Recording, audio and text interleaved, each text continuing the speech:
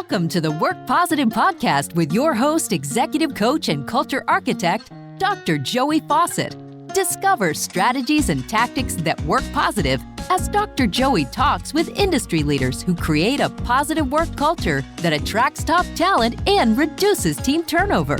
Discover how you can create a work positive culture that increases productivity and profits. Here's your host, Dr. Joey. Hey, Work Positive Nation, did you notice, maybe more than a little bit, that the whole world changed when the pandemic happened, including your work world? Man, things shifted, didn't it? It seems like workplaces transformed in a hurry. And as of this recording, we're experiencing among our clients this consideration of, do we have our employees come back into the office?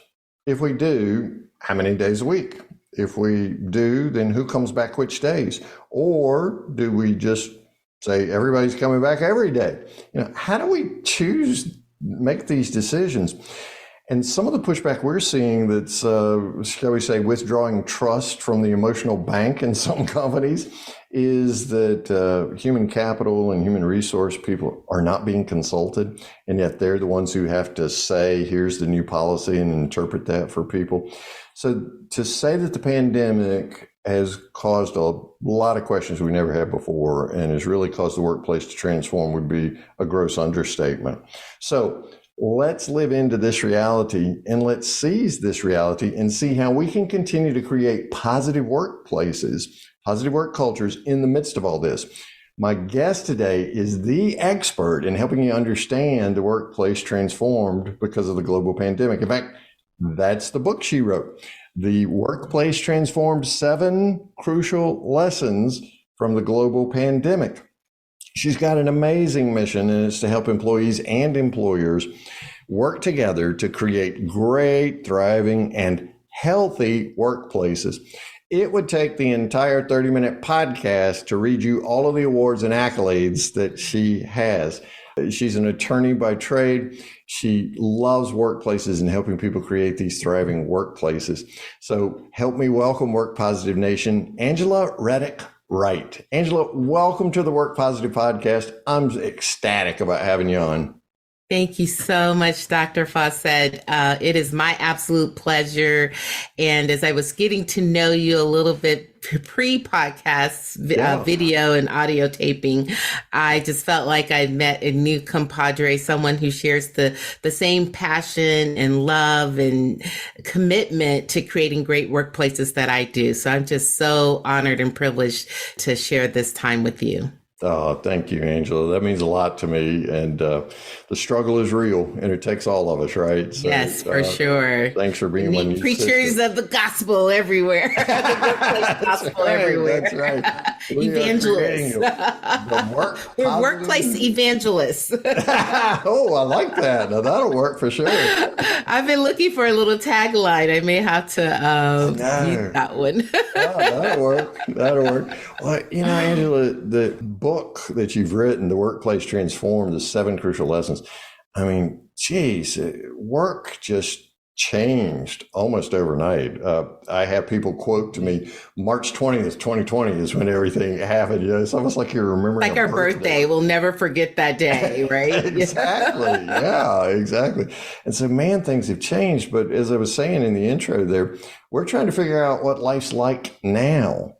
And we're trying to create positive work cultures, but man, it's tougher today because we're dealing with a whole nother set of questions, some of which we weren't asking before. So you found 7 crucial lessons, you call them, from the global pandemic. Unpack some of those for us. Right. Well, Dr. Faucette, if you will allow me to kind of back up a little and Please. Just talk about why I wrote the book, and then that'll lend some insight as to the lessons that I talk about in the book. Right. So like many of us, I'm sure, when they announced on March 20th, 2020, the stay-at-home orders, I don't know about you, but for me, I thought, oh, okay, this will be a couple weeks. It'll be a nice a couple time of months at most, right. It'll be a nice time to just sort of, take it easy a bit, maybe do some things around the house, spend some time with family. And so, I was concerned, but I wasn't that concerned. And I said, surely, government, the powers that be, they're going to find a way to kind of help navigate this situation. And so that 2 weeks went by, and then 2 months. And now we are, beyond 2 years, going into 3 years almost of this global pandemic. So I don't know about you and your listeners, but I never would have thought that we would still be here 3 years later, almost 3 years later, having this conversation. And so at some point during that now almost 3 years, I would say maybe about 6 months into it, you kind of start to feel some feelings of depression, of what's going on here. And this is before vaccines. And, this is not a political show about vaccines or not, but before vaccines and before...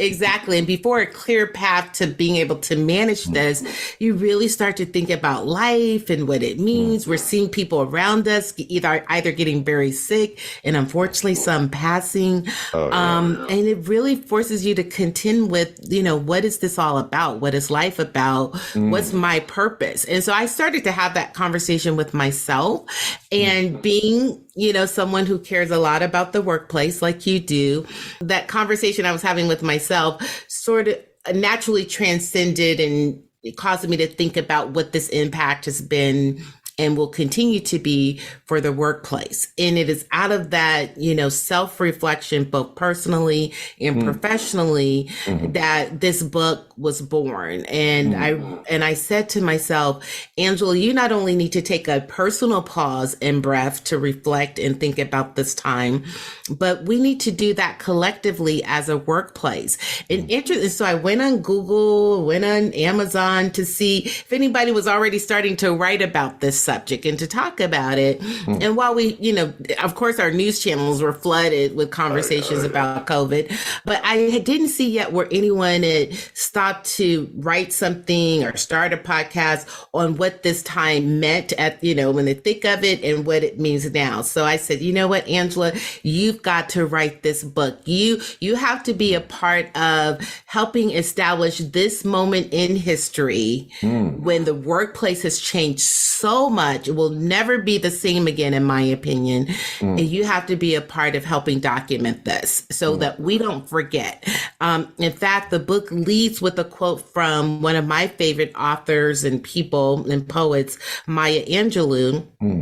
May she rest in peace. It leads with a quote from her where she says, "History, despite its wrenching pain," COVID's been wrenching, right? And not be unlived. We can't unlive these past almost 3 years. But if faced with courage, need not be lived again. And so that encapsulates the entire mission and purpose of the book, that we'll pause, we'll think about what we can't unlive, but that we're going to take steps to learn from it, to grow from it. And there's going to be another pandemic. We already have monkeypox, right? And who knows what it's going to be. So it's not about, how to prevent another pandemic or world crises, because we will have them, but how to navigate them better in the workplace. And so that's where the 7 crucial lessons come from. Absolutely wonderful. Yeah. Well, I love the proactive response, because if we just continue doing what we've always done out of that same mental model, we're going to get what we always got. So we'll be just doing this again, as you indicated, when the next international crisis comes along. So how about creating a positive work culture with some of these crucial lessons from the pandemic? Yes. So I didn't answer your first questions. That's fine. What are the 7 crucial lessons? So the crucial lessons I break down into what I call the 4 E's and the 3 D's. The 4, and it's an easy way to help me remember and hopefully help others too. Me too. what the lessons are. But key to those lessons, the 4 E's are elevating the role of human resources. You and I were talking a little bit about human resources being empowered and not getting the memo after the fact of changes that are happening, but being on the forefront of helping to shape policy and practices and help take the workplace into the future. So at the cornerstone of everything we learned for companies, organizations, employers that have not made HR key partners, key strategic partners within their organization, that has got to be at the top of the agenda. The second E is appreciating the contributions and the sacrifice that our essential workers have made. We know they have been on the front lines. In my state, in California, again, this is not a political conversation, but it's considered a very proactive state as it relates to employees. So you see all sorts of legislation coming out.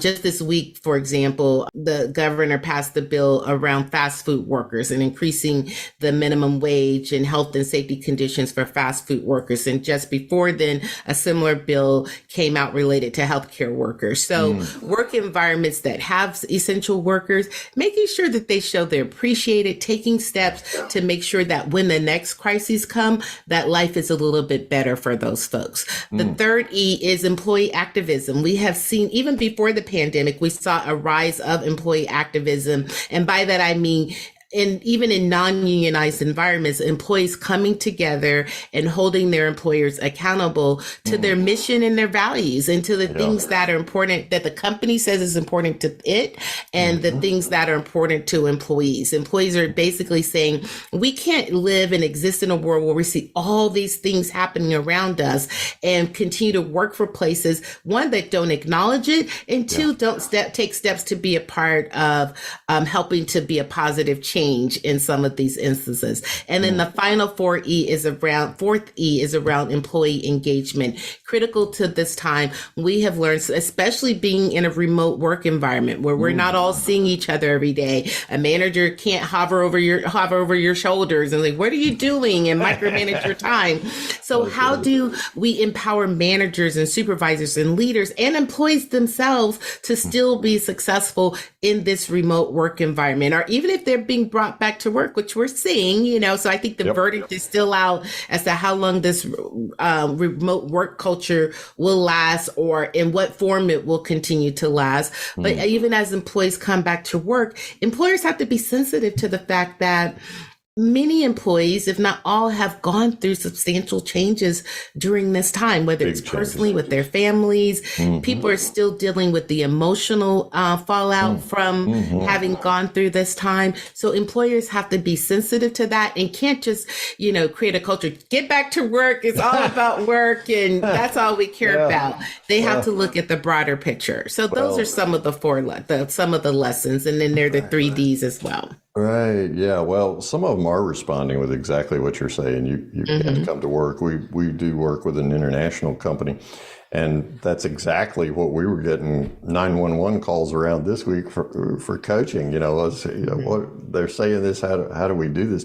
Let me return to that first E, because we have a lot of HR and L&D people, or European cultures, human capital, right? Professionals who listen to this podcast. And you said elevate HR. That's your first E, right?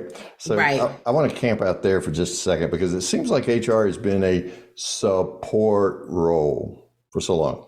They are almost like the compliance department. They keep us legal. They handle a necessary evil, so to speak, right? Right. But they suck all the fun out of everything because we have to have processes to go through like that. Yeah. And if you're the employee, you think HR is all about the company. They don't really care about you personally. Yeah. So these, can I say, poor people in HR, these HR professionals, so many of them, as you just indicated, take pot shots from both sides, right? And so it's like friendly fire is killing them left and right. And yet they're held responsible in the midst of the Great Resignation for attracting top talent. And some of them are just saying, look, I'm looking for any talent, much less top talent. So how do we, Angela, elevate HR and equip them, empower them to attract top talent, to create this positive work culture? Right. Well, Dr. Faucette, I think a key element of that is the leadership, the executive leadership from the CEO all the way throughout the C-suite, even up to the board of directors.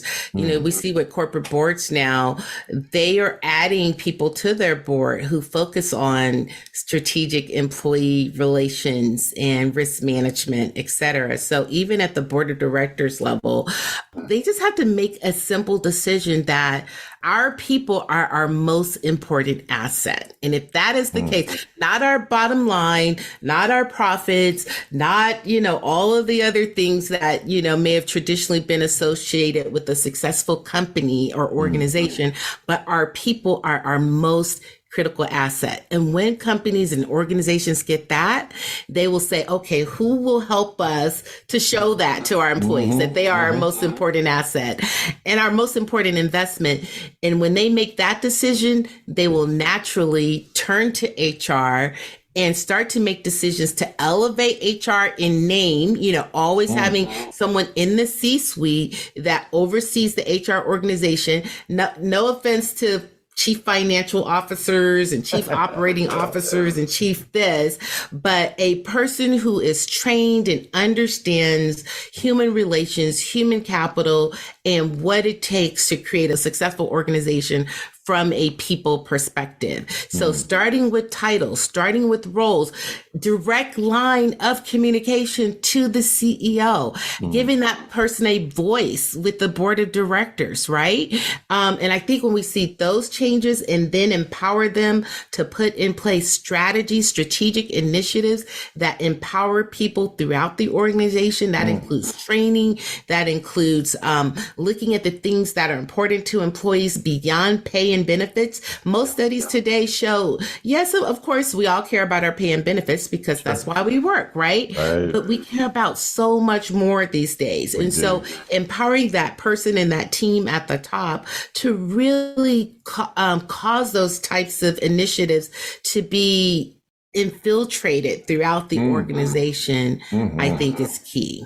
It is. So moving HR from compliance, processing, of course, there's that part of it, but that should just be a piece of it, but to be really becoming a team. And even many companies are hiring DEI or diversity, equity, inclusion professionals. And some of the complaints I'm hearing from my friends who work in these roles is they're there and they were hired in reaction to, you know, what was happening in the world for the last 2+ years. But once they get there, that they're truly not empowered to do their jobs. And so they're exiting ship because they're committed to this work. And they're like, and if I can't be in an organization that really gives me the opportunity, one, to help the organization be transparent and accountable to what it says is important to them, then it's not an organization I want to be a part of. Same thing with human resources.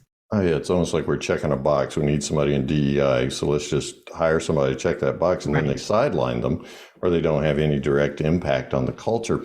As one of my other friends from SoCal, Larry Levine, says, soft skills yield hard dollars. Yes. So that goes right to the heart of what you're talking about, is our people are our greatest asset. And when we invest in them, then profitability increases, productivity increases, and the kinds of things that create a sustainable company. Because we got to have some beans for the bean counters to count, right? And people are and to directly answer your question in terms of recruitment. So presumably if you're empowering HR, they're putting in place strategic initiatives that help make the people of the organization the center of the organization, then that will show through and through in your recruitment. One, the best recruitments are those by word of mouth. Happy employees will go out and recruit other and great and motivated, incentivized employees. And then in your marketing, it just won't be, you know, something that you have on a piece of paper, like we do all these great things, right? But you'll be able to show in action, yes, we are a great company. We do value our people. It's not just about your pay and benefits, which we, by the way, we do provide great pay and benefits, but we also provide these other things that show your value. And we give you opportunities to be engaged and to grow within the company. People, you know, these days people are antsy, you know, especially as we start to move into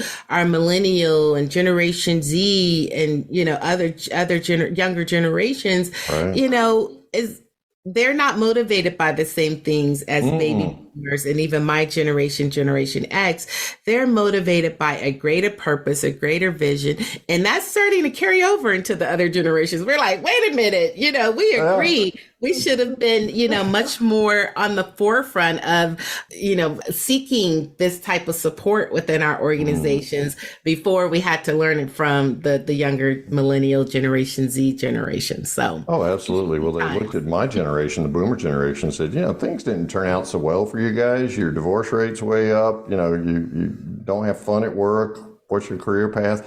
They said, we want better. So, it's really created a transformed workplace, and the pandemic exacerbated that, or I like to say accelerated that, right? It just brought those key, vital, you call them lessons, those crucial lessons to the forefront, to where we just all needed to pay attention to that. Yep. Angela Reddock-Wright is my guest. You can go to her website right now, Angela Reddock-Wright. That's Angela Reddock hyphen Wright. Yeah, that's right. Got to get that in there, .com. And check out, she's got a lot of great resources there, but be sure to get your copy of her book, The Workplace Transformed, 7 Crucial Lessons from the Global Pandemic. So, Angela, we attract this top talent. They're on our teams. But if it was just lip service, they're not going to stay very long. And we've seen that happening with the Great Resignation, which unfortunately has been followed by the Great Regret, right? Because we found out Company A was no better than Company B and no better than Company C. How do we keep this top talent on our teams? Exactly as you said, it has to be more than lip service. Like our companies, our organizations, employers have to live their mission and value statements. I always think about, especially, bigger companies, you walk in, they're really nice environment, great, ambiance and look and so forth. And they have the mission statement, plastered on the wall, and the vision statement, and and all of their materials. Right. And when you read it, you're like, oh my goodness, this has to be the best place since sliced bread, right? So I think it's really not rocket science, Dr. Faucette. It's really about companies and their leaders and organizations and their leaders having a will.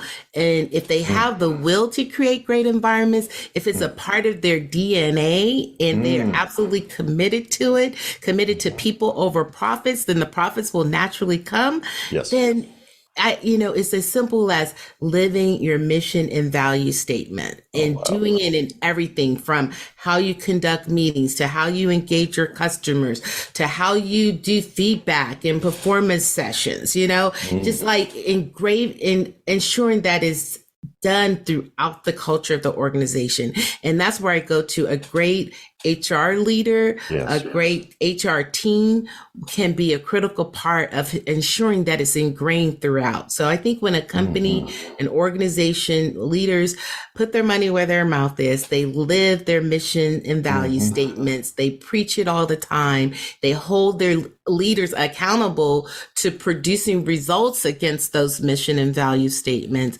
then I think that's where we see change, and that's where we see our highest retention rates among employees. Oh, absolutely. And I love what you said right there about the mission and vision and the values are reflected in what I like to think of as the KPIs. So the KPIs aren't just X number of widgets sold, right? It's this many people on career paths, this many people experiencing this many hours of training and development and things like that, so that we're what's the saying? What's not measured doesn't happen, or something to that effect? Absolutely, every time. And that goes right back, Angela, to what you were talking about previously about the elevation of HR. HR professionals are the ones who can see that the culture is consistent between its stated mission, the company mission, and what we're telling all this top talent that we're seeking to attract, right? Here's your personal purpose. You understand your purpose and your unique contribution to make to our company. Here's our company mission. How do those align? And then who's the keeper of the consistency of that? That's really and the measurement of it. Yes. Yes. And speaking of measurement, what are some ways, and look, I know there's 1,092 ways to measure culture in a company. What are, say, one of the most effective ways you've seen a company enacting to measure culture to ensure that consistency is happening? Right. So, of course, in this world of technology, there's all sorts of new ways to establish KPIs to measure against KPIs, et cetera. But, Dr. Faucette, I like to keep things simple. I think the best way to measure and to know whether a company or organization is doing the right thing and how employees are seeing that, and even customers and consumers, is to talk to them. Talk to them, whether that's through employee forums, roundtables, one-on-ones, open door policy. I think, creating an environment where you really want to get the true feedback from employees, of course, in a way that is effective and constructive and just it's not designed just to create chaos and have people constantly at odds with each other. What I do every day is I'm a mediator. That's how I get paid, and so I definitely espouse, creating systems that support, positive engagement and conflict resolution.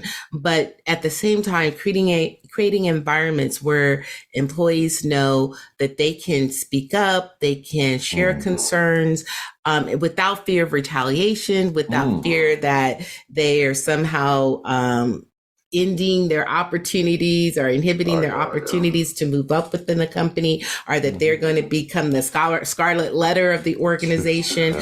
But really, establishing that from the top down, that we are a culture that really wants to hear back from our employees, because if we don't hear from you, we don't know if we're getting things right.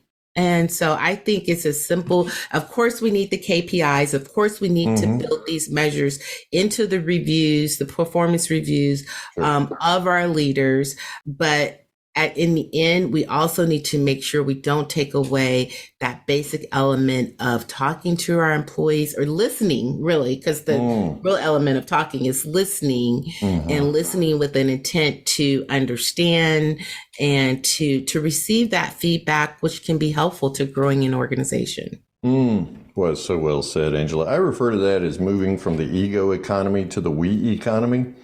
The ego economy, I can tell you what. All these great theories to help me, to help me put my thoughts into. Well, you described it so beautifully there, because it's all top-down, command and control, hierarchical in the ego economy, right? I'm going to tell you what you need to do, and there's no mechanism for dialogue. And what you just described was the we economy. We sit down and have a roundtable. I mean, if you do it virtually, like we're doing this on Zoom, you still have that conversation. And so the human dynamic is engaged, and there's just an element of the human spirit then, if you really want your company to fulfill its mission, right? Why wouldn't you ask the people doing the work? How are we doing? What are you hearing from our customers? How can we help you grow and improve what you're doing as a part of the company? It's hard to receive feedback, right? Even a business that, at one point in my own business, I weighed whether I should have, post completing a project or a case or something, kind of having a survey that allows the client to give me feedback. And I was a little hesitant to do it, because I'm like, what if the feedback isn't great? What am I going to do with it? Right. I try to do my best job, but you're always concerned. But, if you really want to improve and grow and enhance, whether it be for your business or with your customers or internally amongst your employees, I think you got to be willing to ask the tough questions and to hear the answers that you may not want to hear. Well, and if I have shifted from the ego economy to the we economy, I'm assuming, now there are exceptions to every rule, but I'm assuming that these people with whom I work, they want the company to prosper as well. Because they have a stake in that, vested interest there. So for sure, why wouldn't I? And if I want to continue working, yes, I'm going to ask my clients, hey, how'd I do? What can I improve? What can I grow on? Exactly. But in the ego economy, I'm way too insecure, right? And too fragile in my little ego. Angela Reddock-Wright.com is the website you can go to right now and get your copy of The Workplace Transformed. Angela, Work Positive Nation always wants to know from my guest one thing. What's one thing that our listeners can do starting today to create this positive work culture that we're talking about? Well, my core philosophy in this conversation, in the work that both you and I do in transforming workplaces, is that the leadership has to start from the top. Until the leadership makes the commitment to its employees to creating a great, healthy, thriving and workplace, it's not going to happen. So the leadership has to model the behavior, has to speak it, and show through its actions that it's committed to these concepts. And when the leadership does that, everyone else will follow. And then as folks are following, empower them to become leaders in their own little world of a company or organization. Empower them to know that they are as important and as vital as the CEO, as the board of directors, as the C-suite, that the company could not exist. It could not be what it is without its employees and the people that make things happen every day. Boy, that's an amazing one thing. Thank you so much, Angela Reddock-Wright. You can go to angelareddock-wright.com right now and get your copy of The Workplace Transformed, or you can go wherever fine books are sold and you'll find your copy there. And Angela, I'm assuming on your website there's a contact form, an email address, or something that people can reach out to, right? Yes. So that's www.angelareddock-wright.com. And you can follow me on Facebook and Instagram at I am Angela Reddock-Wright, and on LinkedIn at Angela Reddock-Wright. And that's how we met, was on LinkedIn. So yes, thank you so much for reaching out to me. Oh, it's been my pleasure. I absolutely love it. So when you're ready to talk to your leader and do your one thing to get the leadership involved and invested in creating a positive work culture, reach out to Angela Reddock-Wright, and you'll be glad you did. Angela, thank you so much. Like I said at the beginning, I've got a new sister now. Yes. So we share Southern roots also. So. That's right. So I am so very grateful for that. Thank you for being my sister, for all the wisdom and encouragement that you've given Work Positive Nation today to be able to help create a positive workplace. Thank you so much. We appreciate your time and wisdom. Thank you. And my absolute pleasure. I'll come back anytime. Thank you for listening to the Work Positive Podcast with your host, executive coach, and culture architect, Dr. Joey Faucette. Please share this podcast with your friends who are small business leaders so they can create a positive work culture that increases their productivity and profits. Get your free 15-point Work Positive checklist to help you attract top talent and reduce team turnover.